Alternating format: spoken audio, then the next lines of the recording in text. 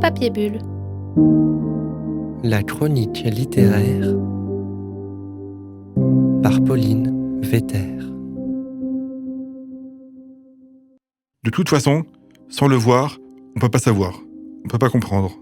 Si on ne l'a pas vu, on n'a rien vu. Même avec la meilleure volonté du monde, vous croyez pas ? Vous en avez vu, vous ? Vous ne savez pas ? Alors vous en avez pas vu. Une fois qu'on l'a vu, on sait qu'on l'a vu. Toi, le grand, je te reconnais, tu l'as vu, toi, c'est ça ? Tu sais de quoi je parle. C'est drôle, non ? Tant qu'on l'a pas vu, quand quelqu'un en parle, on se dit qu'il délire, que ça peut pas exister, que c'est pas réel. Et une fois qu'on l'a vu, on se rend compte que c'est réel. C'est drôle, non ? Que c'est tellement réel qu'il n'y a plus que ça de réel et que le reste, c'est du vent. Tout est inversé. Ce qui était réel devient sans importance, et ce qui était irréel devient la chose la plus réelle du monde. Ce qui était mort devient vivant, et ce qui est vivant, on se dit que c'est déjà mort.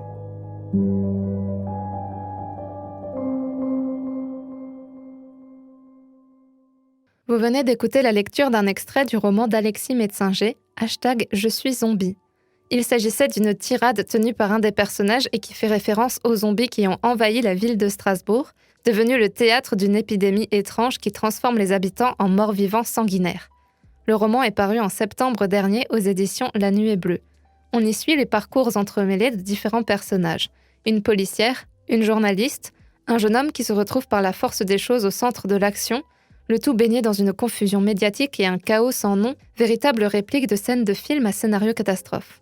Le contexte du récit, teinté d'état d'urgence, mise en quarantaine et recherche du patient zéro, n'est pas sans rappeler notre contexte sanitaire actuel qui se fait le miroir de ce récit satirique, dont la particularité est son mode de narration en style direct.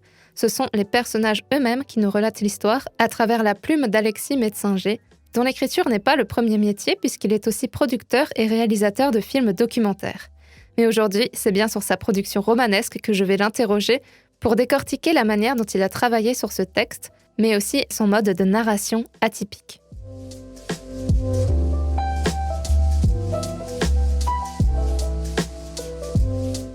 #Je suis zombie, votre deuxième roman, est paru en septembre dernier, donc c'était il y a quelques mois, mais il me semble que vous l'avez rédigé bien avant. Cette idée d'une épidémie de zombies à Strasbourg, elle était antérieure à l'émergence du Covid, auquel on pense maintenant en le lisant, mais du coup, d'où est-ce qu'elle est venue cette idée à la base ?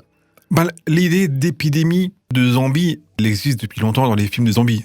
C'était pas forcément le cas des tout premiers films de zombies de Romero, où même s'il y avait l'idée de contamination par la morsure, c'était plus l'idée des morts qui ressuscitent. Depuis, alors je suis pas un expert en cinéma de zombies, mais si on pense au film 28 jours plus tard, où le réalisateur disait explicitement s'inspirer d'Ebola, de l'épidémie d'Ebola en Afrique, et en imaginant un petit peu, voilà.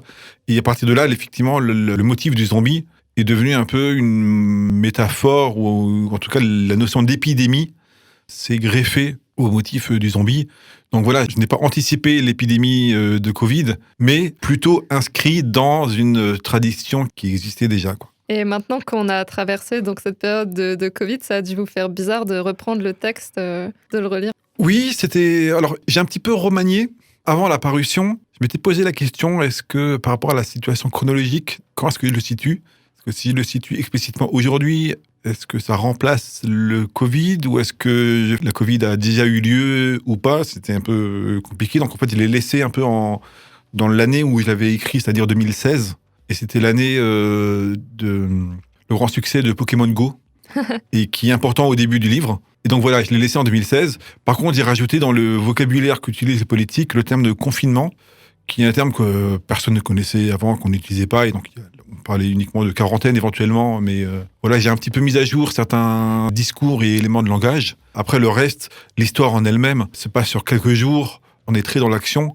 Là où il peut y avoir peut-être des échos entre mon roman et la situation actuelle, c'est au début. Donc, le roman qui commence par une revue de presse. Et on voit des journalistes ou des éditos qui essaient de plaquer sur l'épidémie de zombies leurs idées préconçues. Des journalistes de droite vont avoir un discours de droite, des journalistes ou des gens de gauche vont avoir un discours de gauche, sans se demander si les zombies allaient remettre en question leur propre vision du monde. Et ça, pour le coup, c'est ce qu'on a pu voir avec l'épidémie actuelle, où les écologistes vont dire que l'épidémie est liée parce qu'on abat des arbres, les communistes vont dire que c'est parce qu'on est dans un monde hyper connecté, Les capitalistes vont dire que ça vient de la Chine et que c'est un pays communiste. Enfin, on voit bien que même en France, chaque couleur politique a un discours finalement préconçu en fait. Et c'est un peu ça l'un des sujets du livre. Quand on a un discours préconçu sur le monde, finalement chaque chose nouvelle est absorbée. On ne se remet pas en question finalement. On rabâche les mêmes discours, quelle que soit la situation, que ce soit économique ou une épidémie de zombies, alors qu'on pourrait se dire qu'une épidémie de zombies nécessiterait de se remettre en question, ou en tout cas que c'est suffisamment nouveau dans l'imaginaire réel pour un peu mettre de côté les discours préconçus, mais non, c'est pas ce qui se passe, et chacun commence par réagir de manière un peu automatique.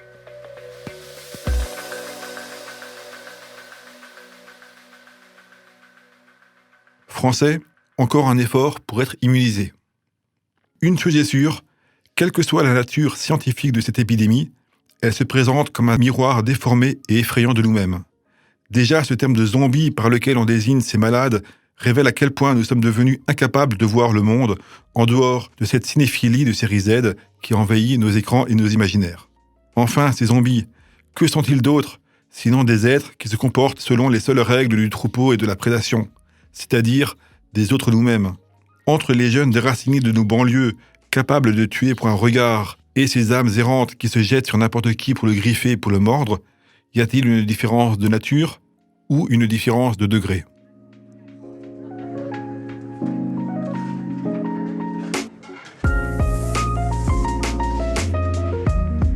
Au début, donc, on a une série d'articles de journaux qui illustrent vraiment une panique médiatique autour de cet événement. Et ça, je trouve que ça rappelle beaucoup les épisodes du Covid où au tout début, on avait énormément d'informations qui se contredisaient et qui allaient vraiment dans tous les sens. C'est aussi pour ça que moi, ça m'y a fait un petit peu penser, surtout au début, quand on a ces articles qui sont inventés. Oui. Après, c'est des choses qu'on retrouve par ailleurs, mais oui, s'il y avait un lien, comme je disais, où on peut retrouver des choses par rapport à la Covid, ce serait la revue de presse, surtout au début. Oui. À la fois, c'est un clin d'œil un peu aux films de zombies et parfois les films fantastiques, où il y a beaucoup de films qui commencent par des extraits de journaux télévisés pour un peu résumer la situation. Comme ça, l'histoire commence directement au cœur de l'action. Donc c'est un peu un équivalent littéraire de ça, mais du coup ça devient aussi un prétexte à s'amuser à faire des parodies de journaux, d'articles et de discours journalistiques pour mettre en scène ces discours qui se parlent dans le vide, quoi.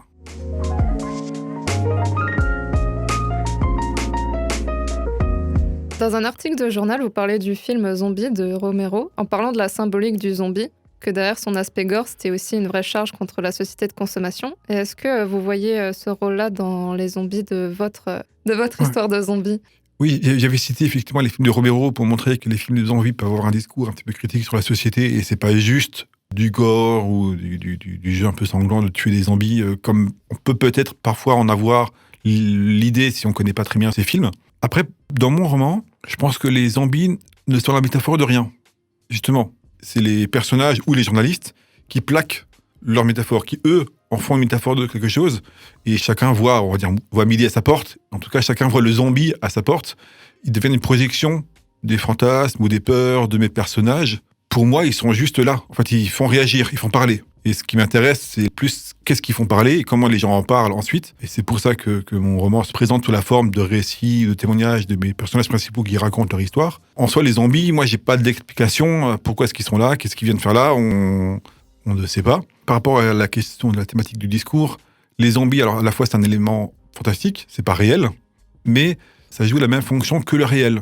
C'est-à-dire que le réel, c'est ce qui résiste à notre imagination. On a quand même tendance à plaquer notre imagination sur le réel et à voir le réel à travers, quand je dis notre imagination, c'est notre vision du monde.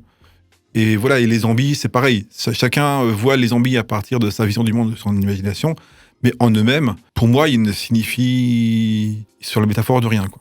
C'est pour ça qu'aussi dans mon roman, chacun des trois personnages se met à raconter un peu un rêve et fait au moins un rêve dans lequel il y a les zombies qui sont en jeu, mais chacun des rêves est très différent.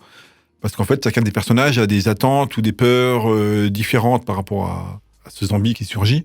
Finalement, il y a quelque chose d'assez malléable, puisque chacun peut en faire ce qu'il veut selon sa personnalité.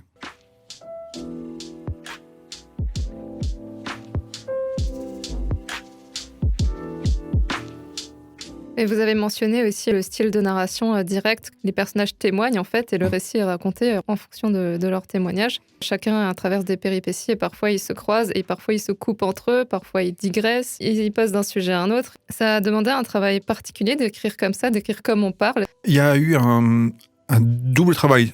D'abord un premier travail dans la structure. J'ai dû d'abord faire un peu un tableau avec les événements et même un tableau avec 3 colonnes, c'est-à-dire pour chaque personnage, il y a un peu une chronologie en fait, pour savoir un peu qu'est-ce qui se passe à quel moment. Et ensuite, j'ai fait un peu une structure de qui raconte quoi et de qui prend la parole à quel moment. Et mais une fois que c'était clair, je pouvais après dans l'écriture me permettre de les faire interrompre et des choses comme ça, mais c'est pas une personne qui raconte tout et après le deuxième tout, enfin comme vous dites vous-même, ils s'interrompent, ils font des digressions et après pour le style, oui. Alors c'est un style à la fois oral, mais c'est du faux oral, hein, c'est du oral écrit, hein, c'est pas 100% oral, c'est un petit peu stylisé. Et oui, il a fallu faire un petit travail pour que chacun des 3 soit différent. Chaque style renvoie à sa propre personnalité. Souvent le premier jet était très bateau, très classique, enfin écriture, rien d'original. Et c'est dans les réécritures que j'ai essayé un peu d'affiner. Au début, je lisais un peu à voix haute, pour avoir un peu la rhétorique et être bien dans le rythme de locution de chaque personnage. Et ensuite, ça allait mieux. Mais oui, jusqu'à la fin, j'améliorais. Il y a Mourad, qui est peut-être le plus oral des 3. Voilà, il parle genre, il utilise un peu des locutions très, très orales. Stéphanie, donc la policière, elle a un langage un petit peu comme on peut imaginer parfois un petit peu les policiers très procéduriers, à savoir par une procédure. Enfin voilà, elle parle comme si elle écrivait un rapport de police, mais bon, ça marche pas tout le temps et donc parfois elle s'emporte. Effectivement, et Mélissa, la jeune journaliste, qui elle est plus dans le développement personnel, faut qu'elle réussisse dans la vie, il faut savoir prendre les choses positives. Donc elle reprend un peu tous les éléments de langage. D'ailleurs, je crois que j'avais même fait des listes en fait d'expressions à utiliser par chaque personnage. Je le relisais régulièrement pour avoir en tête le type de mots qu'ils pouvaient utiliser pour alimenter leur discours, quoi.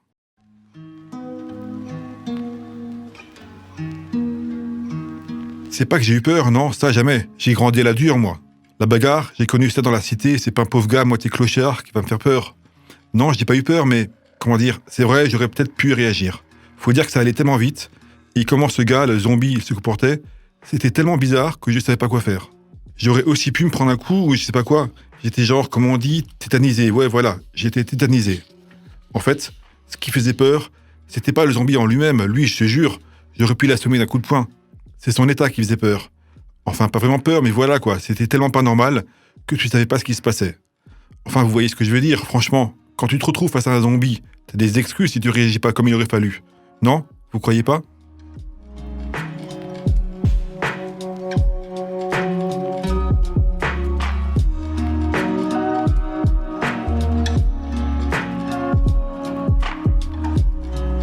Vous structurez beaucoup à l'avance, en amont de l'écriture ?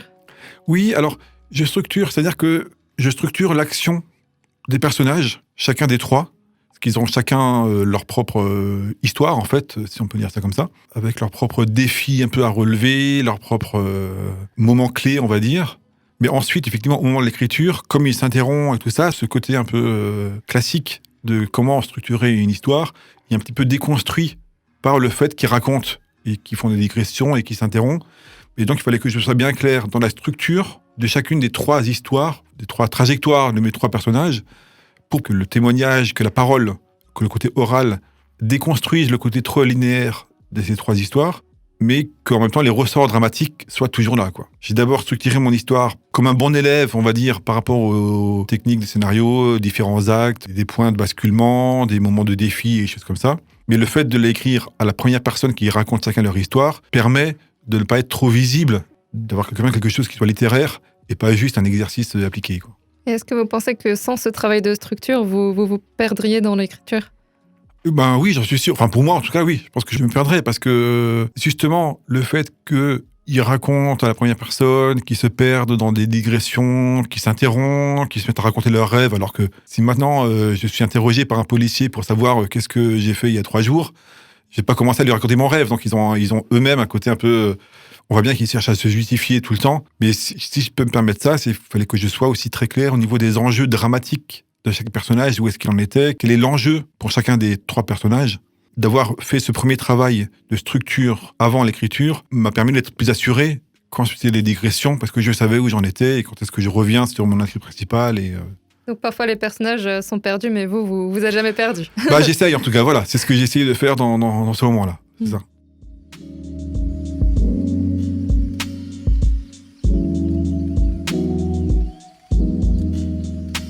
On en avait un petit peu parlé en première partie, mais on a des personnages donc, qui sont d'origine politique très différente. Et donc, il y a une insistance sur les opinions politiques des personnages. Et ça, vous l'aviez en tête dès le début ? Oui, je l'avais plus ou moins en tête au début, mais ça a vraiment pris une importance quand j'ai commencé à rédiger avec l'idée que c'était eux qui prennent la parole. Et ça a pris vraiment, là, du coup, plus d'importance et au point d'être presque le sujet du livre, on va dire. En tout cas, la manière dont ils s'expriment et dont ils peuvent se parler en dialogue de sourds ou au contraire essayer, malgré tout, de surmonter leurs préjugés pour agir ensemble. Mais c'est aussi né d'un constat, pour le coup, dans les films de zombies ou tous les films un peu fantastiques ou post-apocalyptiques, c'est qu'on voit rarement ça. Quand il y a un événement dans les films fantastiques, les gens ils sont entièrement concentrés sur ce qu'ils doivent faire. Alors, ils peuvent ne pas être d'accord. Certains peuvent penser qu'il faut rester dans la maison, d'autres qu'il faut sortir, ou on peut avoir des conflits, mais c'est par rapport à ce qu'il faut faire. C'est rare d'avoir des films ou des séries où les gens continuent à avoir des opinions politiques. Effectivement, une fois qu'il y a un apocalypse, c'est plus la peine de savoir si on est de droite ou de gauche.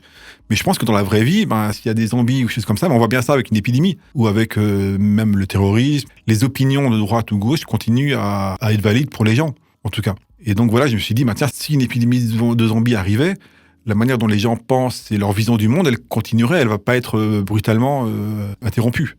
C'est peut-être à la fin du roman que mes trois personnages, après tout ce qu'ils ont vécu, toutes les épreuves qu'ils ont dû traverser, se sont peut-être rendus compte que c'est plus la peine de continuer à penser comme avant et qu'il y a un nouveau monde, si on peut dire ça comme ça, avec les zombies qui apparaît et qu'il faut réfléchir différemment. Mais au début, c'est pas le cas.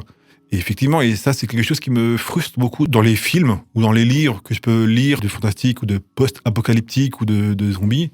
C'est que comment, finalement, les gens n'ont plus d'opinion politique. Alors que je pense que si ça devait arriver en vrai, les opinions continueraient à exister. Je pense que, voilà, là, on voit bien par rapport à ce qui se passe de nos jours, par rapport à l'épidémie, il y a des gens qui diraient que c'est faux, que ça n'existe pas. D'ailleurs, à un moment, on voit des personnages, le Mourad, il croise des personnages qui disent mais faut pas croire tout ce qu'il y a à la télé, c'est faux, faut savoir aussi être calme et tout, et comme si ça n'existait pas, alors que Mourad avait bien vu que ça existait. Donc, effectivement, je trouve ça intéressant et drôle aussi. Voilà, parce qu'il y a aussi un côté drôle de voir les gens continuer à avoir des opinions politiques, surtout quand elles sont un petit peu extrêmes et avoir un peu leurs préjugés, alors que que la ville, en tout cas, il y a feu à sang, quoi.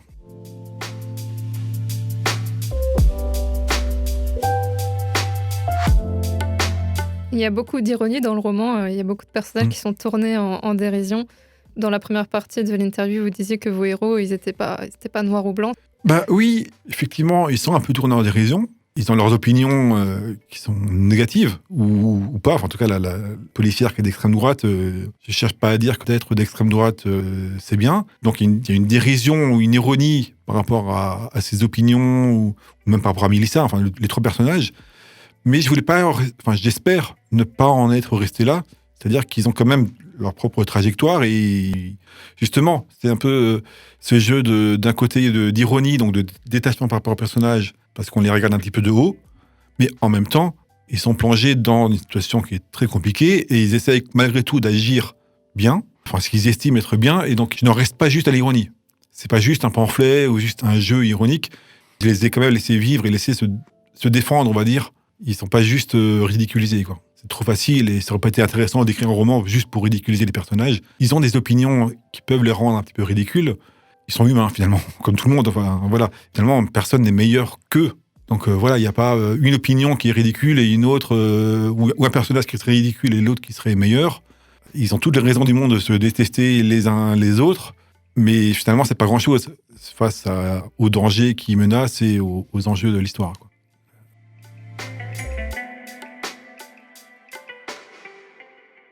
Je peux vous poser une dernière question ? Mais oui. Quel serait le plus beau compliment qu'on puisse faire sur ce roman ? Oula. Dire que si les gens le lisent et l'apprécient, après je ne sais pas, parce qu'après je pense qu'on peut l'aimer pour plusieurs raisons. Il y a le côté histoire d'action, il y a le côté un peu, comme on disait, ironie, où il y a plusieurs manières de l'aborder. Donc je pense qu'on peut y voir plusieurs choses. De même que les personnages voient plusieurs choses dans les zombies, on peut voir plusieurs choses dans un roman, et peut-être ça vaut le coup pour tous les romans. Après, je sais pas, là, j'ai aucune idée du plus beau compliment. Je sais pas s'il existe le plus beau compliment. En tout cas, si les gens le lisent et l'apprécient et sont embarqués par l'histoire et le trouvent un peu drôle quand même, ça veut dire qu'ils auront quand même compris ce que j'ai voulu faire. Merci beaucoup, Alexis Metzinger. Merci beaucoup.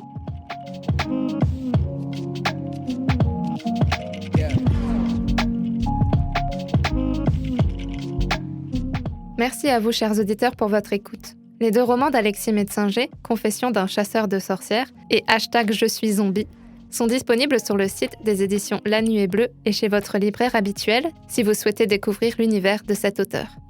Pour ce qui est de ma prochaine invitée, il ne s'agira non pas seulement d'une autrice, mais aussi d'une illustratrice. C'est Clotilde Perrin, qui a déjà illustré plus d'une 20aine d'albums en collaboration avec des auteurs jeunesse, aux éditions Rue du Monde, Seuil Jeunesse ou encore Albin Michel. Elle pourra nous parler de ce travail si particulier qui est l'illustration de textes pour enfants, à la fois du point de vue d'artiste, mais aussi d'écrivaine, puisqu'elle a écrit elle-même de nombreux albums en plus de les illustrer. Ne manquez pas le prochain épisode dans 2 semaines pour découvrir son témoignage. Merci d'avoir suivi cet épisode jusqu'au bout. Je vous dis à bientôt et un grand merci.